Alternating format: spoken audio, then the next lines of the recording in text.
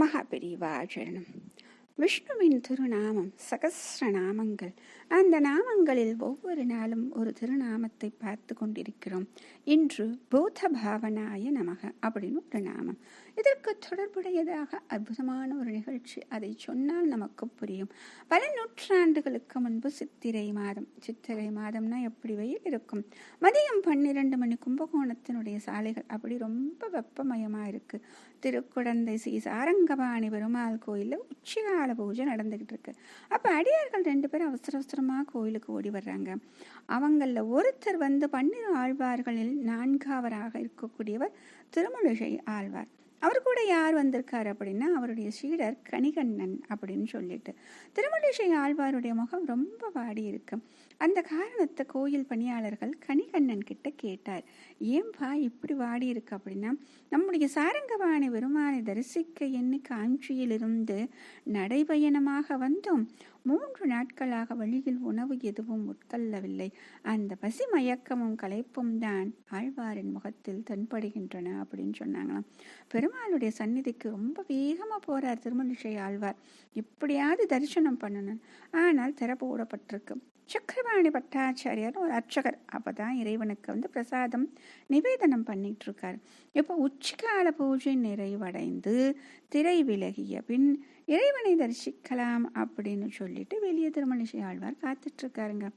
ஆனா திடீர்னு இறைவன் கிட்ட இருந்து ஒரு சப்தம் வருது. நிறுத்துங்கள் அப்படின்னு சொல்லிட்டு.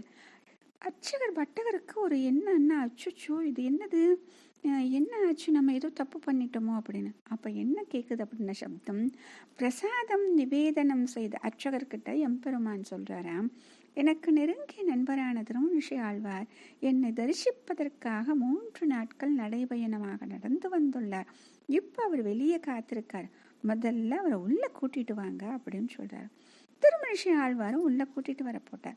அப்ப ஆறாமதன் அப்படின்னு சொல்லிட்டு சாரங்கபாணி பெருமாளுக்கு ஒரு பேர். அவரை கண் குளிர தரிசித்தார். அவன் முன்னே கமகமவன மணக்கம் சர்க்கரை பொங்கல் இருப்பதையும் பார்த்தார். பெருமாள் ஆழ்வாரை பார்த்து சொன்னாராம், பிரானே, இந்த சக்கரை பொங்கலை நீங்கள் முதலில் அமுது செய்யுங்கள். நீங்கள் உண்ட மிச்சத்தை நான் சாப்பிட போகிறேன் அப்படின்னு சொன்னோன்னு திருமழிசை ஆழ்வார் அதிர்ந்து போயிட்டார். எம் பெருமானே, தலைவன் உண்ட மிச்சத்தை தானே தொண்டன் உண்ண வேண்டும். இது தலைகீழாக உள்ளதே, அபச்சாரம் அபச்சாரம் அப்படின்னு சொன்னாராம். அப்ப எம்பெருமான் சொன்னாரா, நான் அனைத்து உயிர்களுக்குள்ளும் உயிராய் இருக்கிறேன். நீங்கள் அனைவரும் எனக்கு உடலாக இருக்கிறீர்கள். எனக்கு உடலாக இருக்கும் உங்களுக்கு உணவளிப்பது என் கடமை அல்லவா? அதனால நீங்கள் உங்கள் உடலுக்கு உணவாக இந்த சர்க்கரை பொங்கலையும் உங்கள் உயிருக்கு உணவாக என்னுடைய வடிவழகையும் எடுத்து கொள்ளுங்கள் அப்படின்னு சொன்னார். ஆழ்வார் என்ன பண்ணிட்டாரு, அந்த கட்டளையை ஏற்றுக்கொண்டு சக்கரை பொங்கலை சாப்பிட்டதுக்கு அப்புறம் மிச்சத்தை எம்பெருமான் சாப்பிட்டாராம். பொதுவா அடியார்கள் ஆழ்வார்னும் இறைவனை பிரான் அப்படின்னு தானே சொல்லுவாங்க.